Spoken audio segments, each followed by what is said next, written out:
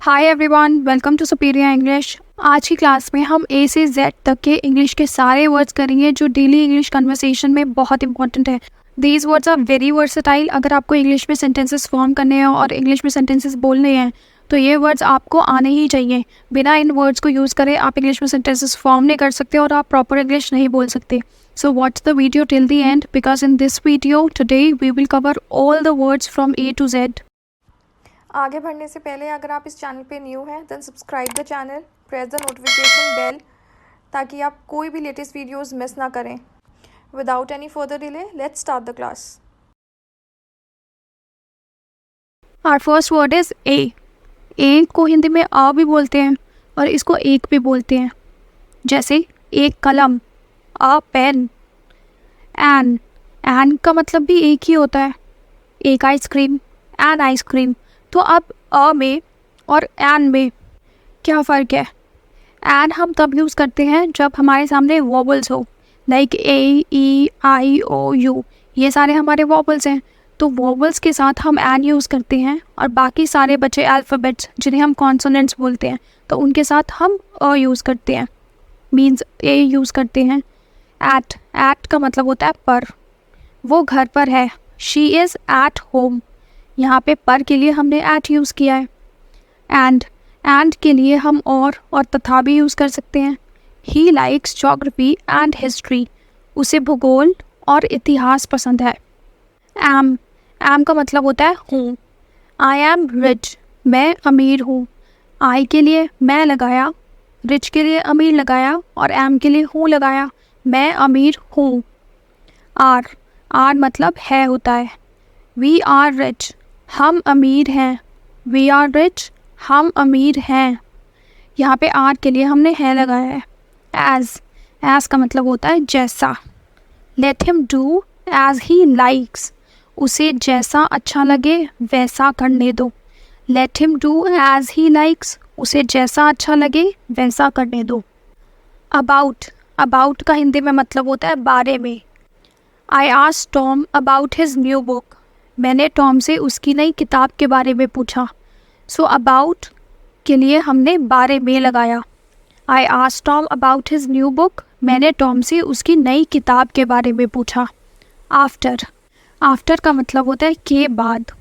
After that he went home. इसके बाद वो घर चला गया। After that he went home. इसके बाद वो घर चला गया। तो के बाद का मतलब होता है आफ्टर। ऑल के लिए हम दो वर्ड्स लगा सकते हैं, सब भी लगा सकते हैं, सारी भी लगा सकते हैं। ऑल थिंग्स, सारी चीज़ें। ऑल थिंग्स, सारी चीज़ें। बी को हिंदी में कहते हैं हो। इट कैन बी, ये हो सकता है। बी मतलब हो। इट कैन बी, ये हो सकता है। बाय मतलब होता है द्वारा। कार द्वारा जाओ, go by car. Go by car, car द्वारा जाओ। बट को हिंदी में कहते हैं लेकिन। बट ही इज़ इंटेलिजेंट, लेकिन वो बुद्धिमान है। सो बट के लिए हमने लेकिन लगाया। बट ही इज़ इंटेलिजेंट, लेकिन वो बुद्धिमान है। Been, I have been in Paris. यहाँ पे जो बीन यूज़ हुआ है ये एक हेल्पिंग वर्ब की फॉर्म में यूज़ हुआ है। I have been in Paris, मैं पेरिस में रहा हूँ। कैन को हिंदी में सकता हूँ। जहाँ पे भी सकता हूँ आएगा वहाँ पे हम कैन लगाएंगे। आई कैन प्ले फुटबॉल, मैं फ़ुटबॉल खेल सकता हूँ। सो यहाँ पे सकता हूँ आया है ना हिंदी सेंटेंस में, तो यहाँ पे इंग्लिश में हम कैन लगाएंगे। आई कैन प्ले फुटबॉल, मैं फ़ुटबॉल खेल सकता हूँ। कुड को हिंदी में सकता कहते हैं। जहाँ पे भी सेंटेंस में सकता आएगा वहाँ पे हम कुड लगाएंगे। He ran as fast as he could, वो जितनी तेज़ी से भाग सकता था दौड़ा। He ran as fast as he could। यहाँ पे सकता की जगह हमने इंग्लिश में could लगाया है। Called मतलब होता है बुलाया। टीचर ने लड़के को बुलाया। The teacher called the boy। Teacher ने लड़के को बुलाया। The teacher called the boy। Before proceeding further, I want to give a very important information to all of you. We conduct live English practice session। ये session Monday to Friday होता है शाम को 8 बजे। आप लोग ये सेशन ज्वाइन कर सकते हैं और अपनी इंग्लिश स्पीकिंग प्रैक्टिस कर सकते हैं। इसमें आप 1-on-1 टीचर्स के साथ कन्वर्सेशन कर सकते हैं, ग्रुप डिस्कशंस कर सकते हैं, इसमें आपको टीचर्स के साथ मेंटरिंग मिलेगी और बहुत कुछ।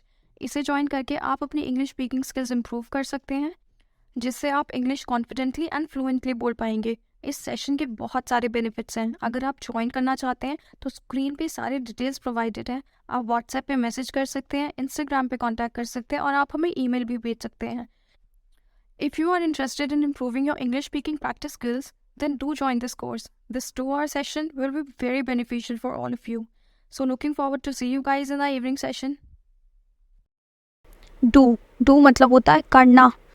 तुम्हें काम करना ही होगा। You must do the work. तुम्हें मतलब you, काम मतलब work, करना ही होगा। Must do the work. You must do the work. तुम्हें काम करना ही होगा। Did मतलब होता है किया। I did my homework. मैंने अपना होमवर्क किया था। मैंने अपना होमवर्क किया था। I did my homework. Down मतलब होता है नीचे। वो सीढ़ी से नीचे उतर गया। He climbed down the ladder. वो सीढ़ी से नीचे उतर गया। He climbed down the ladder. Each मतलब होता है प्रत्येक। मैंने उनमें से प्रत्येक को एक एक candy the. I gave each of them a candy. उनमें से प्रत्येक को मतलब each of them. A candy मतलब एक एक candy the. I gave each of them a candy. मैंने उनमें से प्रत्येक को एक एक कैंडी दी। Every का मतलब होता है रोज़। हर सुबह जॉन जॉगिंग करने जाता है। Every morning John goes jogging. हर सुबह जॉन जॉगिंग करने जाता है। Every morning John goes jogging. So every का मतलब होता है रोज़। From मतलब होता है से। उसने उससे किताब उधार ली। She borrowed the book from him. She borrowed the book from him. उसने उससे किताब उधार ली। She borrowed the book from him. For का मतलब होता है के लिए, आपके लिए। For you, आपके लिए। For you. First मतलब होता है पहला या प्रथम। उसने प्रथम पुरस्कार जीता। She won first prize. उसने प्रथम पुरस्कार जीता। She won first prize. First मतलब पहला या प्रथम। Find मतलब होता है निकालना। You must find time to do it. आपको इसे करने के लिए समय निकालना होगा। You must find time to do it. आपको इसे करने के लिए समय निकालना होगा। Got मतलब होता है मिल गया। मुझे मेरा कलम मिल गया। I got my pen. मुझे मेरा कलम मिल गया। I got my pen. Gave का मतलब होता है दिया।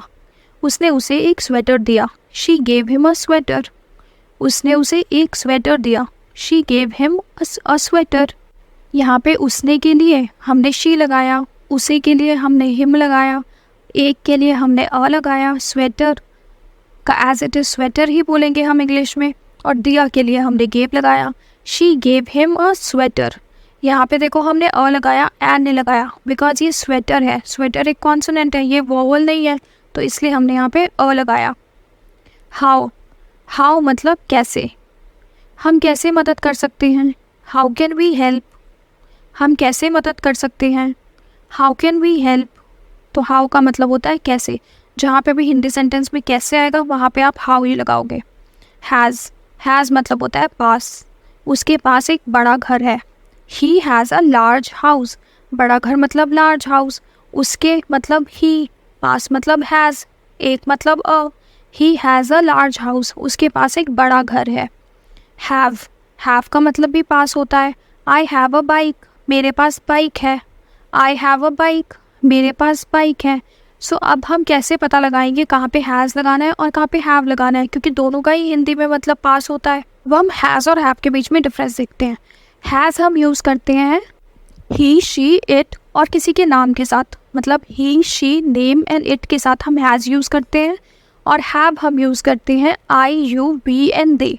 जहाँ पे भी इंग्लिश सेंटेंस में हम सेंटेंस आई से स्टार्ट करें या यू से या वी आ रहा है सेंटेंस में या दे आ रहा है, तो वहाँ पे हम हैव यूज़ करेंगे। और जहाँ पे भी सेंटेंस में ही, शी या किसी का नाम आ रहा है या इट आ रहा है, वहाँ पे हम हैज़ यूज़ करेंगे। ओके, तो इस सेंटेंस में हमने आई यूज़ किया, आई हैव अ बाइक, तो हमने आई के साथ हैव लगाया, क्योंकि आई, यू, वी एंड दे के साथ हैव लगता है। पिछले वाले सेंटेंस में हमने ही से सेंटेंस स्टार्ट किया था। He has a large house, तो ही के साथ ही, शी, नेम, इट के साथ हैज़ यूज़ होता है। आई होप ये डिफरेंस आप लोगों को क्लियर हो गया होगा। Next word is had. Had मतलब पास था। आई हैड अ पेट, मेरे पास एक पालतू जानवर था। आई हैड अ पेट, मेरे पास एक पालतू जानवर था। तो पास और था, इसके लिए हम हैड लगाते हैं। हैड का यूज़ सबके साथ हो जाता है, मतलब ही, शी, नेम, इट के साथ भी हैड यूज़ हो जाता है और आई, यू, वी एंड दे के साथ भी हैड यूज़ हो जाता है। तो हैड सबके साथ यूज़ हो जाता है। इज़, इसका मतलब होता है वो एक डॉक्टर है। शी इज़ अ डॉक्टर, तो जहाँ पे भी इज़ आ रहा है वहाँ पे सेंटेंस में है होता है। शी इज़ अ डॉक्टर, वो एक डॉक्टर है। इन का मतलब होता है मैं। माई बर्थडे इज़ इन जून, मेरा जन्मदिन जून में है, तो मे की जगह हमने इन लगाया। माई बर्थडे इज़ इन जून, यहाँ पे इज़ हमारा है के लिए लगा है और इन हमारा मे के लिए लगा है। मेरा जन्मदिन जून में है, my birthday is in June. If का मतलब होता है अगर मेरे पास समय होता तो मैं आऊँगा। If I have time I will come, तो हमने अभी देखा था आई, यू, वी एंड दे के साथ हमारा हैव लगता है और यहाँ पे सेंटेंस में आई आ रहा है तो हमने आई के साथ हैव लगाया। आई विल कम, अगर मेरे पास समय होगा तो मैं आऊँगा। If I have time I will come, अगर के लिए हमने इफ़ लगाया। जस्ट का मतलब होता है अभी, मैंने अपना कार्य अभी ख़त्म किया, तो अभी के लिए हमने जस्ट लगाया। I have just finished my work, I have just finished my work, मैंने अपना कार्य अभी ख़त्म किया है। I have just finished my work. No का मतलब होता है जानना, मैं उसका नाम नहीं जानता। I don't know her name, मैं उसका नाम नहीं जानता। I don't know her name, तो जानता जहाँ पे भी आएगा वहाँ पे नो यूज़ करेंगे। I don't know her name, मैं उसका नाम नहीं जानता। लेट का मतलब होता है होने देना, मुझे अखबार पढ़ने दो। Let me read the newspaper, तो कुछ काम यहाँ पे हो रहा है ना, तो किसी काम को होने देने के लिए हम लेट यूज़ करते हैं। मुझे अखबार पढ़ने दो, let me read the newspaper, मुझे अखबार पढ़ने दो, let me read the newspaper. So everyone, ये थी आपकी आज की वीडियो जिसमें हमने ए से लेकर एल तक के सारे अल्फ़ाबेटिकल वर्ड्स जो इंग्लिश में हमें इम्पॉर्टेंट होते हैं वो कवर किए हैं। नेक्स्ट वीडियो में हम एम से लेकर जेड तक के वर्ड्स को कवर करेंगे। आई होप ये वीडियो आप सबके लिए बेनिफिशियल रही होगी। If you have any question you can write in the comments, you can even suggest me the topic of our next video. So do learn and practice these words if you want to speak English fluently, because these words are very important. No matter what kind of sentence you are making in English, these words will be used in that sentence and you need to know the correct use and meaning of the term if you want to make an appropriate sentence. So keep learning and keep practicing. Thank you very much for being with me on this lesson. If you liked the video, then please do press the like button, subscribe to my channel and turn on the notifications so you don't miss our new videos. Continue learning English with me on Superior English. I will see you soon with